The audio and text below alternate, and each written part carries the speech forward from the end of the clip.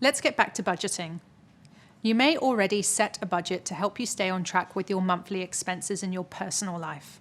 Many people do, because it allows them to feel prepared and in control of their finances. The same is true about project budgeting. Project budgeting is a little more complex than your personal budget. We'll help you understand and go a little deeper into what a project budget entails. A project budget is the estimated monetary resources needed to achieve the project's goals and objectives.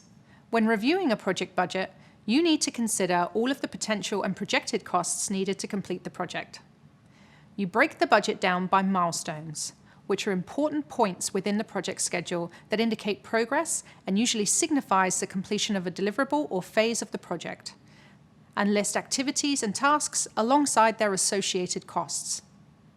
This ensures that you calculate the correct expenses for a particular period of time. This is considered a forecast.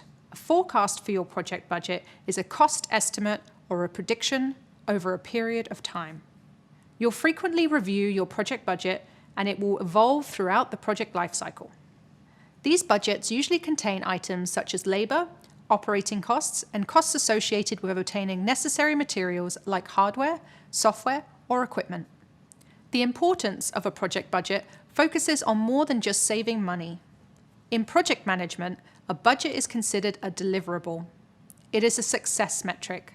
The project budget is a tool to communicate exactly what is needed and when it is needed with stakeholders. The budget will have a direct effect on the company's financial viability. So, as you can probably tell by now, it's an integral part of project management. Budget creation takes place in the initiation phase of your project. Keep in mind that the budget will be adjusted as needed throughout the life cycle of the project. Depending on your role in the company, you won't always be the sole creator of the budget. Your ownership over things like budget and vendor relationship may vary, depending on factors such as size of the company or support team or the team organizational chart. Although you may not always manage the budget from start to finish, budget and milestones go hand in hand. So it's important for you to know the ins and outs of the budget throughout the project. As a project manager, you may be tasked with obtaining approvals for spending. Most companies have a signing or spending policy. This usually outlines who has the authority to commit resources or incur costs or other obligations on behalf of the company. This is important because you won't be able to continue with some of your deliverables or action items if you don't know how much certain activities will cost and whether you have the necessary funds available. It wouldn't make any sense to rent a property without checking on the rental costs first, right? That's especially true if the rental price is higher than your budget. The same thinking is applicable for your project budgeting. The budgeting process usually happens in conjunction with the scheduling process, because the steps of the scheduling process are highly dependent on the costs. The project manager will collaborate with people on the project to create their estimations. For the most part, after the cost estimating process has been completed, it's common for the project sponsor or another key stakeholder to review and approve estimation costs and, if necessary, adjust and reallocate funds for the project. This could mean that either the CEO or the COO are the ones giving the okay or the final sign-off. For example, in our Office Green project, the Director of Product has sign-off approval. As we mentioned before, the project manager will most likely need some kind of sign-off from the finance department. This may vary from company to company, so just make sure you're aware of your company's processes. Project budgeting is never a one-size-fits-all operation. As the project manager, you'll have to prioritize where you allocate funds within the project to ensure maximum output. Ultimately, most projects are created to improve workforce productivity, increase revenue, or attempt to save costs within an organization. Budgeting is one of the most important aspects of project management, and when you start, to stay on budget is one of the trickiest tasks. It's important not to go over budget and cost the company extra money. And it's equally important not to be under budget either, since that might affect the company's budget for the next year. When it comes to high-profile businesses, such as publicly traded companies like Google, or public sector organizations such as your local education department, they may have a requirement to report on their financial performance to shareholders or auditors. Going too far over or under budget will change the way the company budgets for the next year, potentially leaving you with less money to work with in the future. In other words, a project manager must show the requested amount of money was used in order to secure enough budget for future projects. For smaller businesses, there may be a tighter budget, in which case it's especially critical to be careful about spending too much money on a project than initially allocated.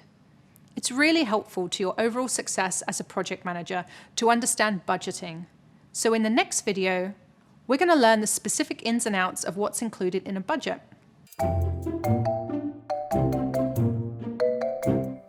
Now that you have an understanding of what a budget is, let's discuss some specific components in a budget.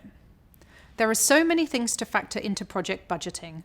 Unfortunately, it's not quite as simple as a company saying, we have $5,000, so that's our budget.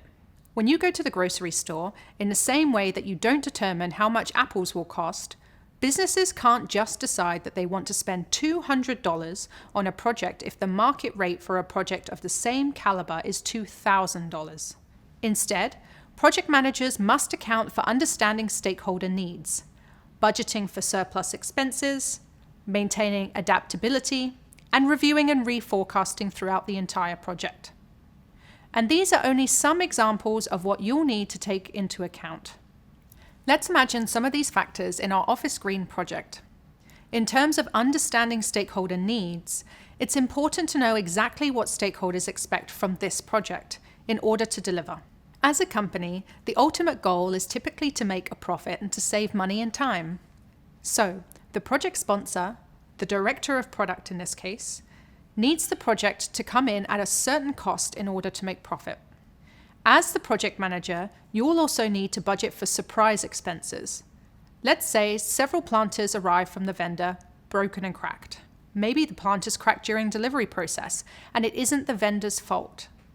In that case, you'll have to order some additional planters to fulfill orders, and that may be an added cost. As your project continues along, you'll have to review your budget and sometimes reforecast, which means creating a separate revised budget based on how your project is tracking. Keeping on top of the budget will help you stay organized, and reforecasting is a way to recalibrate the budget if necessary. As the project manager at Office Green, you might find that you need to shift costs to different resources and categories within your project budget. Maybe you initially overestimated the cost of plants from the vendor and underestimated the costs of marketing your new launch. So, you can reallocate these dollars as necessary. That's a great example of how to review and reforecast. There are several factors to consider when creating a budget, including resource cost rates, reserve analysis, contingency budget, and cost of quality. You'll need to determine resource cost rates. Resource cost rates are exactly what they sound like, the cost of a resource. Some examples of resources are labor, tools, equipment, materials, and software. So you'll want to ask yourself, how much will each of these resources cost the company? Sometimes a project can be derailed because the project manager didn't adequately include funds for reserves or buffers. Performing a reserve analysis will help you account for any buffer funds you may need. A reserve analysis is a method to check for remaining project resources. In performing a reserve analysis, you'll review all potential risks to your project and determine if you need to add buffer funds. These funds are necessary because new costs that you didn't originally foresee will arise. This is also known as contingency budget. Contingency budget, in the context of project management, is money that is included to cover potentially unforeseen events that aren't accounted for in a cost estimate. The purpose is to compensate for the uncertainty that occurs in cost and time estimates, as well as unpredictable risk exposure. The cost of quality refers to all of the costs that are incurred to prevent issues with products, processes, or tasks. The cost of quality includes prevention costs, appraisal costs, internal failure costs, and external failure costs. Once you've applied these factors, resource cost rates, reserve analysis, contingency budget, and the cost of quality into your budget, you can estimate what your project might cost. Remember, your budget will most likely change. Starting with an initial estimate is one way to ensure that you are at least on track. And it's okay if your budget does change. That's why we review and reforecast. Hopefully you're starting to notice the framework for creating a budget. In the next lesson, we'll begin to piece a budget together. Let's put all of your notes and newly acquired knowledge to use. See you soon.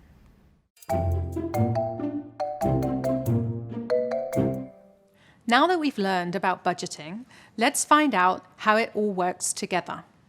By now, we know that project budgets help to control costs throughout the duration of the project. They help project managers establish the main objectives of their project and keep them within a reasonable framework to ensure that the project makes financial sense for the company. So what's the best way to start making a project budget?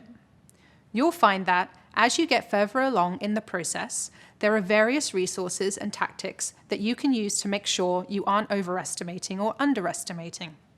You'll use techniques like researching historical data, leveraging experts, the bottom-up approach, confirming accuracy, and setting your baseline. For starters, you can always review past projects that are similar to yours to get an idea of what your project could entail. We'll refer to that as referring to historical data. This way, you can find out what past project managers did right and wrong. The more experienced you become as a project manager, the more historical data you'll have to draw upon, and the better your estimations will be. In a similar vein, you can leverage experts in the field. To leverage something means to use it to its maximum advantage. So leveraging experts means gathering their insights to do something more effectively. Reaching out to colleagues who worked on a similar project in the past will be a great resource for you as an entry-level project manager. If you're asking someone outside of your company for advice, be sure to avoid sharing any confidential company information with them.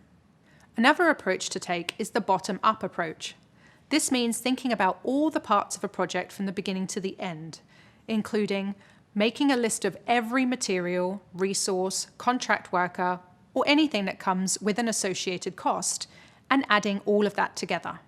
You should also ask the vendors you're thinking of working with for quotes, so you can get a rough estimate of how much their work will cost.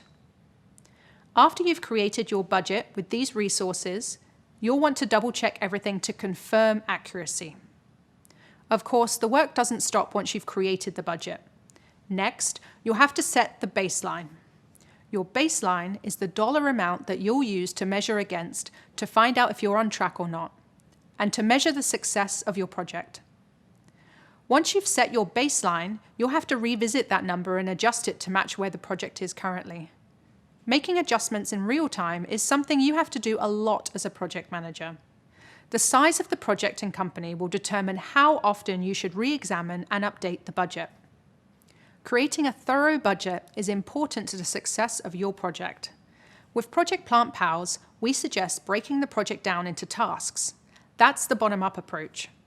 From there, we estimate the cost of each item, add those estimates together, add contingency and tax, and seek overall approval on our budget from our key stakeholders. Since we're creating a new service, we'll need to hire designers and developers to build out the website and develop the app for our customers. Once these tasks are laid out, you'll have to negotiate employee allocations, contractor rates, and shop around for vendors and delivery services. This will help you assign cost estimates to each task. Now that the tasks have been broken down and assigned, you'll need to account for material costs. Do your team members and stakeholders need equipment? Maybe an employee with a disability requires modifications to accommodate or enhance their workplace. Maybe some remote workers need the hardware and accessories necessary to work from home. This is where you'll include everything from computers to software related to the launch. Will you need storage space for miscellaneous plants or supplies? Miscellaneous is a term that we use to represent additional items that are not included in any of the other areas. Usually they are minor items or items where there are only one or two of them and that they are not a major budget line. Be sure to add these items to your expenses. You'll also need a few more line items. Start with the fixed cost that won't change over the course of the project.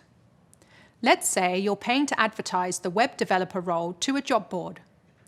It may cost you about $50 to post that job description. That's an example of a fixed, one-time cost. Next, you'll need a line item for things like travel expenses and meals. And finally, we'll want to account for buffers and reserves. You'll need to factor in unexpected costs that may come up later on. Be sure to leave yourself with some buffer room. We've chosen to account for 5% of the overall project budget as our buffer. This is a standard practice, and depending upon how much detail you know about the project already, you can raise or lower your percentage for reserves. The client needs to be aware of this buffer in case spending starts to become excessive, in which case you need to problem solve with the client and agree to adjust the scope. You'll want to include a planned cost versus actual cost column too. This way, you can keep track of your cost every step of the way. We'll provide you with concrete budget templates in the readings associated with this section, so you can fully immerse yourself in the process. Remember, every project will have an estimated cost and a final cost. Your goal is to get your estimated cost as close to the final cost as possible.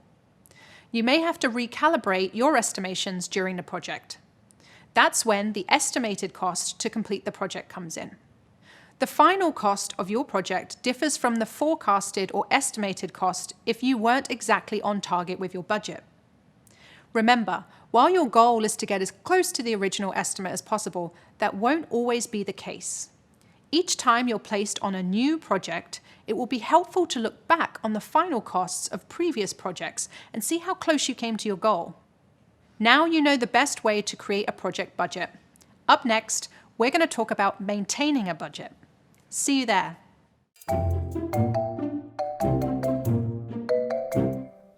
Now that you have an idea of how to create a budget, we're going to discuss how you'll manage that budget and explore some challenges that you might face, like being under or over budget. As mentioned previously, you'll want to check in on your budget regularly. But what exactly does that mean? What are you checking for? How can you tell if you're staying within your budget or not? Monitoring the budget is crucial for a project manager to enforce accountability in terms of spending. By monitoring your budget regularly, you'll be able to tell if the plans you set into action are actually being implemented on both a financial and operational level. As you may recall from a previous video, a milestone is an important point within the project schedule that indicates progress and usually signifies the completion of a deliverable or phase of the project. Milestones are a metric for tracking progress in the project. Milestones are a great opportunity to re-review the budget to identify if anything needs to be reset or revisited throughout the project. That said, milestones can act as a checkpoint for budget management and payment. You may have agreed in your contract that you get paid at certain milestones rather than at the end of the project. Fixed contracts are usually paid for when certain milestones are reached, whereas time and materials contracts are usually paid for monthly based on the hours worked and other fees associated with the work, like travel and meals. As you monitor your budget, you'll want to be on top of cost control. Cost control is a practice where a project manager identifies factors that might impact their budget and then creates effective actions to minimize variances. Think of it this way: it's proactive budget management. It is much better to be proactive with your budget than to be reactive with your budget. If you are reacting instead of anticipating, then you may already have some kind of problem with the budget. In order to control costs, you should establish a sign-off plan and inform the appropriate stakeholders of any changes that occur. You'll have to ask yourself, which stakeholders or sponsor will be approving the contractor or vendor timesheets? What about invoices? You'll also need to make sure any changes within the project budget are agreed upon. For example, you shouldn't approve a new cost or item if it hasn't been agreed upon or if it isn't within the scope. And you shouldn't be spending money if it's not pre-approved by your stakeholder or project sponsor. It is also important to make sure there's good business case before bringing it to the stakeholder. You'll also need to manage changes as they're made. This involves updating forecasts or estimates and tracking everything. You never want to be surprised by budget changes, and you don't want to have to keep asking stakeholders for more money. You can prevent that by revisiting these numbers on a regular basis. You'll also want to accept that budget misses will happen. It's your job to bring the expected cost overruns within acceptable limits. Before the project starts, collaborate with the project sponsors and key stakeholders to determine an acceptable limit. Is it 1%? 10%? You'll decide together. In a previous video, we talked briefly about what happens when a project goes over or under budget. Having a project go over budget may mean that the company will have less funds for other areas within the business. So, let's dig a little deeper into the effects on a company when a project goes under budget. Even though it seems like going under budget would be a project manager's dream, it actually isn't. If you go under budget, it's an indicator of less than satisfactory project management. Going under budget indicates that you may not have done a good job at initially estimating. Going under budget could also indicate that you could have spent more money on the project, meaning that you could have possibly had extra resources or better quality output. And it may mean that the budget for future projects will be slashed. The company may figure that since you did this project under budget, you'll be able to do future projects under budget too. So that's not a totally desirable situation to be in either. The best option is to adequately account for, adapt, and manage your budget with that risk in mind. Later on, we'll cover other strategies more in depth that you could use to save the company money and time. You'll also learn the ins and outs of identifying and managing risks a little later on in the course. In the next lesson, we'll learn about procurement. See you in a bit. In the past, we've compared project management to starting a new hobby. Let's say you're trying to take up painting. In order to paint, you'll need to purchase, or in other words, procure, paint supplies and materials. So, first, you ask yourself, what supplies will you need? What kind of paint will you start with? Do you want to try oil paint, watercolor, or acrylic? Will you paint on canvas, wood, or paper? You need to research these choices before you procure your materials. Once your research is done, you can start procuring materials, scheduling courses, watching tutorials, and voila, you're on your way to becoming the next Frida Kahlo. So, as you may have guessed by now, procurement means obtaining all of the materials, services, and supplies required to complete the project. You'll need to procure vendors as well. Vendors are individuals or businesses who provide essential goods and services. Therefore, think of vendor management as procurement for individuals or businesses. Vendor management covers the activities included in researching and sourcing vendors. Instead of materials, vendor management is often a matter of sourcing for a specific service or talent and then managing that relationship. Sourcing talent includes researching and obtaining estimated costs from different partner companies you may use on a project. You'll typically use vendors when they provide specialized skills that aren't available within your company. Vendor management entails sourcing vendors, getting quotes for their work, deciphering which vendors will best fulfill your needs, negotiating their contracts, setting deadlines for them, evaluating performance, and ensuring payments are made. It also entails familiarizing yourself with regulations like the Americans with Disabilities Act, if you're working in the US, for example. And if you're somewhere else, being aware of similar regulations in that country. Keep in mind that not every project will require vendors or contractors, and so every project won't require vendor management. Let's revisit the example of contract workers in the context of Project Plant Pals at Office Green. Like many companies, Office Green doesn't have a copywriting department.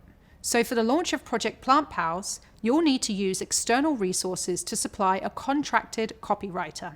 This person is a necessary team member on the project because Office Green doesn't have copywriters or internal employee resources required to finish this task.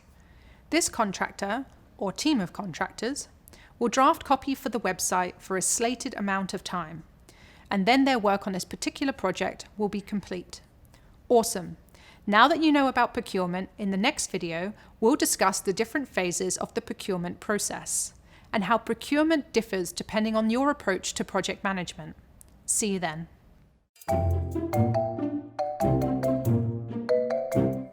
While not every single project will require procurement, it's important to be prepared for it if and when procurement does come up. So, how do you get started? There are typically 5 steps that make up the procurement process.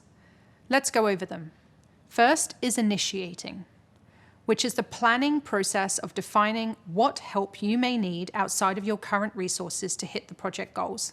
In this step, you'll also make a case for getting extra resources via the procurement process. Second is selecting, which entails deciding what supplies you need and which vendors you'll go through. The third step is contract writing, which is where the contracts are developed, reviewed, and signed. The fourth step is control, which is when you make payments, set up logistics and requirements to maintain quality, and ensure the service agreement is being met.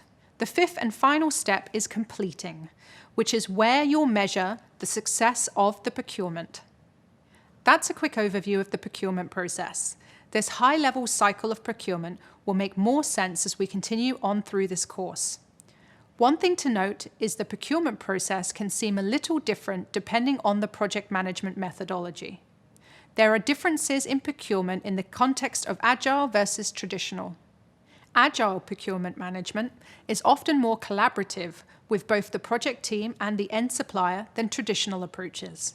There is a heavy emphasis on the relationship between these parties. The whole project team plays a larger role in identifying what needs to be procured. Rather than featuring contracts that are based on fixed deliverables, agile procurement management tends to have a living contract that can be adapted based on the evaluation of the project. If you think of the word agility, which means to move easily and quickly, you'll be able to remember that agile procurement can change more easily than traditional procurement methods. In this process, the team reviews the project or deliverables on a recurring basis and consistently addresses feedback. This way of working is important to communicate to your suppliers so they understand this style of working and agree to maintain flexibility. Again, it is so important to have a positive relationship with the procurement supplier. This is critical since the contract may need to be renegotiated at multiple points during the project. On the other hand, traditional procurement management tends to focus on standard contracts with clear terms and deliverables. When it comes to traditional approaches, the project manager may be responsible for end-to-end procurement instead of the entire team providing input. The contracts may feature lengthy and extensive documentation that include fixed requirements and comprehensive detail of the services and deliverables. While this may appear more rigid, the benefit is you've outlined clearer work streams and deadlines. This way, you're much more protected from unforeseen circumstances and may not have to pay for unpredictable changes. In traditional approaches, the negotiation process can be a little bit trickier. You won't necessarily have the room to renegotiate contracts if something changes, so you may have to start the whole process over again. That's why being as detailed as possible and spending more time in the negotiation phase is incredibly important in a more traditional project management approach. As you may have guessed, procurement can become pretty complex. But there are some official documents that can help guide you through the procurement process.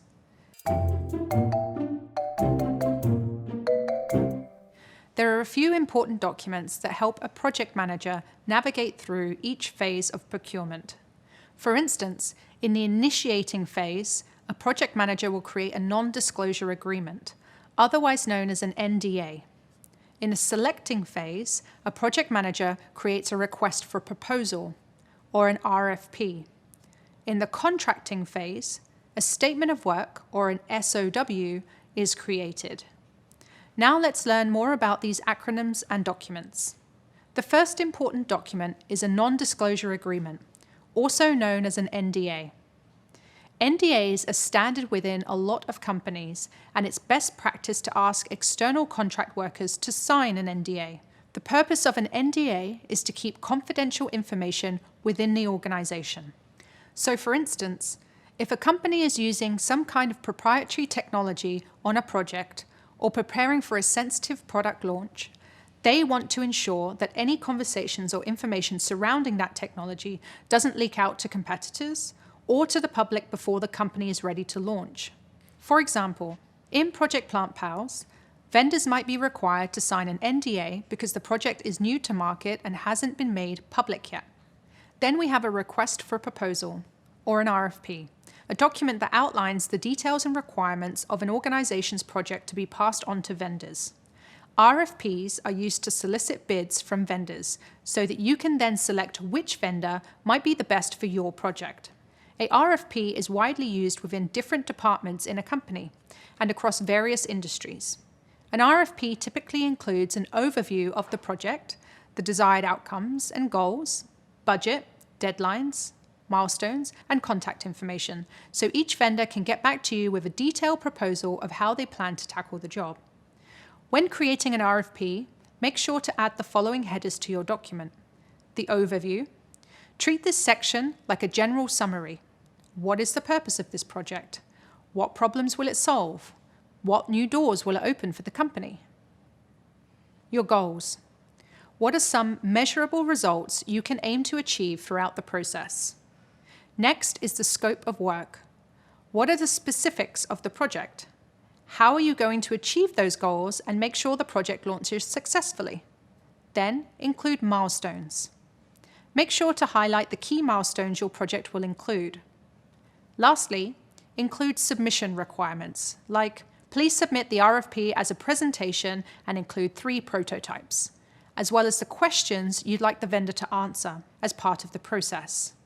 This helps you properly assess potential vendors. For instance, you might want to know what issues a contractor sees up front or how the costs will break down. After the RFP is sent out, various vendors will review it, and if they feel they can fulfill your project's needs, they'll provide a proposal.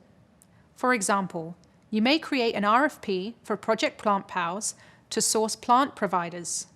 In this case, you'll want to send out RFPs to all possible plant providers to ensure that you're getting the best price, quality, and overall value. You may hear RFP being used as a verb, as in, has this been RFP'd yet? That's really a way of asking if an RFP has been sent out to vendors yet. It's important to note that both the NDA and the RFP are fixed and remain the same throughout the process. This means that there's not a lot of room for customization, and it won't be changed once it's submitted. Lastly, there's a third important document called a Statement of Work, or an SOW. An SOW is sent after the vendor is selected and evolves as the project goes on. Let's continue learning about the necessary documents required for a successful project. After you've sent a request for proposal to clients and you've selected the vendor, client, or contractor you want to work with, you'll also send them an SOW, or a Statement of Work. A Statement of Work is a document that clearly lays out the products and services a vendor or contractor will provide for the organization. An SOW also provides a description of the contractor's needs and requirements to properly perform the agreed-upon services. Although the SOW covers the customer's needs, it's equally as important to include the organization's needs and the vendor's needs too. It's critical that all parties involved understand what is expected from each of them in order to deliver the best possible products or services. The project manager is tasked with developing the SOW, but often asks for input from subject matter experts, or SMEs, for technical expertise that the project manager may not have. Your organization's legal advisors will review this document with you and may even be crafting it alongside you. Let's discuss how to create an SOW in the example of Project Plant Pals. You'll want to start by including page headers with your company name, project, and creation date on them. At the top of the page, Make sure to include important stakeholders like yourself as the project manager, and the name of the sponsor, which in this case is the Director of Product. Next, you'll construct a table for revisions. The SOW will likely go through a few rounds of revisions because several stakeholders may review it and suggest changes. You'll detail those changes in this box here. Next, you'll create a purpose section where you'll go into detail about exactly what the desired outcomes are. Make sure to include a section regarding your target audience and make sure it's inclusive of everyone. For instance, in this case, the purpose of the project is to launch a new service that provides desk plants to offices and commercial businesses. If you have more specific goals, you can list them here too. Next is the scope section, where you'll include what the service entails. You may write that the service includes providing customers with small, low-maintenance plants that they can place on their desks. Customers can order plants online or from a print catalogue. Office Green will ship the plants to the customer's work address. The types of plants in scope include 6-inch leafy ferns, small cacti, and 5-inch bonsai trees. Keeping this vendor in mind, some major activities may be storing the plants in a warehouse, maintaining the health of the plants by providing them with water and light, sourcing the vases and ensuring that the vases are in near perfect condition upon delivery. You will also want to mention what's out of scope, or, in other words, what the project doesn't include. This will eliminate any potential room for confusion and help set expectations with the vendor. For instance, you may write that the project doesn't include annual reporting or custom plant orders that are not mentioned in the scope. This helps draw clear lines and sets the right expectations with the vendor. For deliverables, you'll want a concise statement about what your project will deliver. For example, your Office Green project deliverables could include the vendor providing maintenance guides on how to take care of the plants, or that the vendor will be responsible for developing a support page on Office Green's website to address any questions or concerns. Since milestones are such an integral part of tracking progress, budget, and scope, they'll need to be included here too. Examples of milestones in Project Plant Pals could be to fulfill the first quarter of plant orders, deliver to all of the top customers, launch customer satisfaction surveys, collect and report on any insights from customer feedback. You'll want to make it really clear on how many hours are needed for the completion of this project here. And you will want to designate a particular date that you need their services performed by here. At the bottom, you'll typically add terms and conditions and any other disclaimers. It's good to have a disclaimer stating that revisions may take place as the project goes on. This is important to include, just in case the scope changes because of unforeseen issues. It's a good idea to add revisions into the disclaimer because, as a project manager, it's best not to overpromise and underdeliver. You always want to be clear that you intend to stick to the schedule unless circumstances outside of your control intervene. Another part of your SOW is payment terms. This outlines when your suppliers need to be paid. Ensuring that suppliers are paid on time will promote strong relationships. Generally, good procurement practice would be to pay your vendors and contractors upon delivery of goods and service, not before, unless a circumstantial agreement has been made. For instance, if Office Green's plant provider requested to be paid when each milestone was completed instead of after the entire project is finished. Great job! Now you know more about SOWs. Next up, we'll discuss the importance of partnering with your legal team during the procurement process. See you there.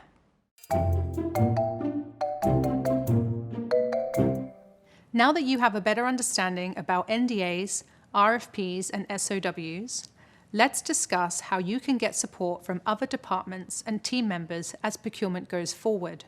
The procurement process doesn't end after you've selected vendors and signed contracts. You'll use performance trackers and meetings like quarterly business reviews to track and evaluate overall performance to ensure that both parties are living up to their initial agreement. And when there are contracts and paperwork with terminology that you may not be familiar with, you'll enlist the help of a legal team. Depending on the company's size, the legal situation may vary. Some companies, usually well-established and larger businesses, will have a legal team. Some businesses may outsource their legal team. Some startups or smaller companies may not have a legal team, but they might reach out to legal advisors as needed. Again, this all depends on the company where you work. Laws surrounding manufacturing products and consumerism will vary from country to country. But there will nearly always be laws in place that you'll need to follow around topics like fair and ethical trade. Most companies have a mission or values statement. Sometimes, a team of people in the ethics and compliance departments are tasked with ensuring that the day-to-day operations are adhering to their value statement and governmental policies. These team members will also be tasked with duties like working to prevent discrimination and making sure that the company is practicing adequate corporate social responsibility.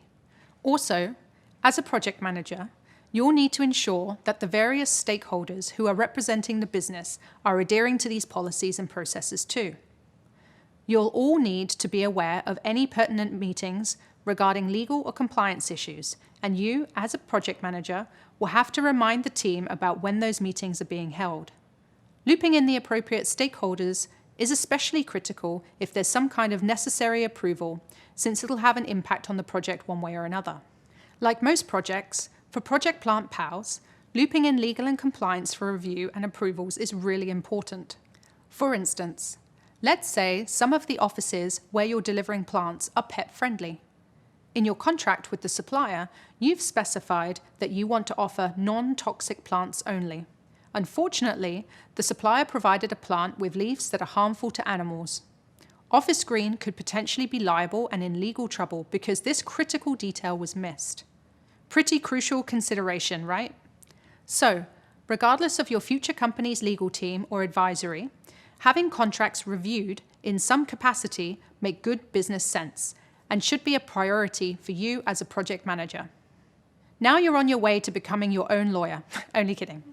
But you hopefully have a better grasp of the importance of your legal team and having them review your contracts. Next up, we'll discuss the importance of checking in with your vendors. And we'll find out what compliance has to do with the procurement process. I'll see you soon.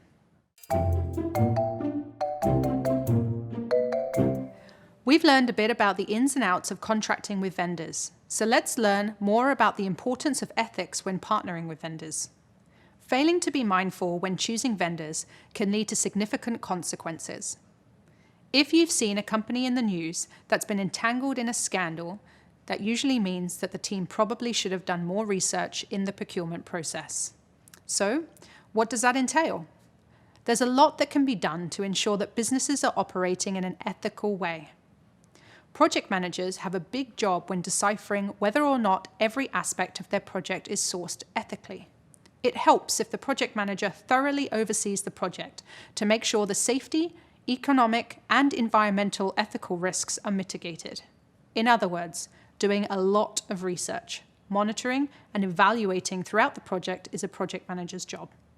There are a couple of steps to safeguard ethical procurement. The first is knowing your business's legal requirements. You'll want to have a deep understanding of what is required of you legally as a project manager for your business. You can also seek out the code of ethics for your profession, which in this case is for project managers. For instance, the Project Management Institute, also known as PMI, has a code of ethics that you can access as a member or credential holder. This will help you understand some parameters for how to assess ethical versus unethical procurement. According to the PMI's Code of Ethics, honesty, responsibility, respect, and fairness are the values that drive ethical conduct for the project management profession. So, when you become a project manager, if you aren't totally sure if something is ethical, first, try to use your best judgment based on what you believe those words mean, and continue to do the required research. If you still aren't sure, don't hesitate to ask a subject matter expert, such as someone from the legal team. As a starting point, some unethical issues or risks you may run into may include bribery or corruption. Some regulations in other countries may not be the same as regulations in your country. So, for example, you'll want to make sure laborers involved in production are treated fairly, working in good conditions, and are compensated adequately for their work. It is a good idea to consult your legal team to ensure that you don't run into these situations and to be aware of the regulations surrounding your processes. You'll also want to be aware of possible issues with sole supplier sourcing. In some scenarios, you may need to perform non-competitive procurement, which is when a company restricts the bidding process to one supplier. This may be common for companies who are more cautious about exposing trade secrets. But, regardless of your reasoning, you'll need to be able to justify exactly why you are choosing to restrict bidding to one supplier. There's also interaction with state-owned entities. You'll want to be vigilant when dealing with government agencies and officials. Government agencies may have tighter restrictions and regulations in regard to sourcing, and you don't want to do anything unethical without even knowing it. A project manager monitors the project's ethics throughout the whole process. In the initiating phase, you'll need to decide whether the project is ethical in the first place. Does it meet your business's code of ethics? Does the project meet environmental ethics laid out by governmental agencies? Is the labor going to be ethically sourced? You'll need to review government regulations and policies, assess potential risks, and put together a diverse team that you trust to be ethical. Before the contracts are signed, you'll want to figure out whether the suppliers you're thinking of hiring are ethical. You'll want to make sure that you're procuring them in an ethical way and are paying them a fair rate. And you'll also want to completely understand the supply chain, if there is one. After the contracts have been signed by your contractors, make sure to carry out your assurance duties. This may include things like auditing each task and cost, executing quality control, or even approving invoices. During the production of your service or product, focus on the day-to-day relationships with vendors to make sure they're aware of and meeting your deliverables and keeping you informed of any potential roadblocks. After you've done all the research that you possibly can on whether your project is ethical, remember to trust yourself. If something feels wrong, it probably is. As you know, there's a lot to keep track of as a project manager. By keeping these ethical principles in mind as you begin your project, wow, we really covered a lot here. We learned all about managing costs and budget. We learned that a project budget is the estimated monetary resources needed to achieve outlined goals and objectives. We learned that a project budget is much more nuanced than just aiming to save money. It's a success metric that's used to track project performance. And remember, it's not desirable to be over budget or under budget. We also learned that cost control involves several stakeholders, sign-off from key stakeholders, and actively managing changes. And we definitely went in-depth on procurement and vendor management, which involves obtaining the necessary supplies, materials, and external resources for your project's success. We learned the important steps initiating, selecting, contract writing, control, and completing. We now know that procurement will be different depending on which methodology you're using. An agile procurement approach differs from a traditional procurement approach. It's more relationship-based because the negotiation stays open the whole time. An agile procurement requires more frequent communication with vendors because the contracts may be reviewed and adjusted regularly. The traditional approach is typically done during the procurement stage and ends there. We learned about NDAs, RFPs, and SOWs, and we created an SOW together. Finally, you learned a bit about how to think critically when it comes to ethics in procurement. You learned how to adhere to a code of ethics, when to use your own judgment, and the importance of researching the ethics of procurement. Nice job. Next up, you're going to learn about different types of risks, how to identify risk, and how to mitigate risk. See you there. Congratulations on finishing this video in the Google Project Management Certificate. Access the full learning experience, including job search help, and start to earn your official certificate by clicking on the icon. To view the next course in this video, click here and subscribe to our channel to learn more from Google Career Certificates.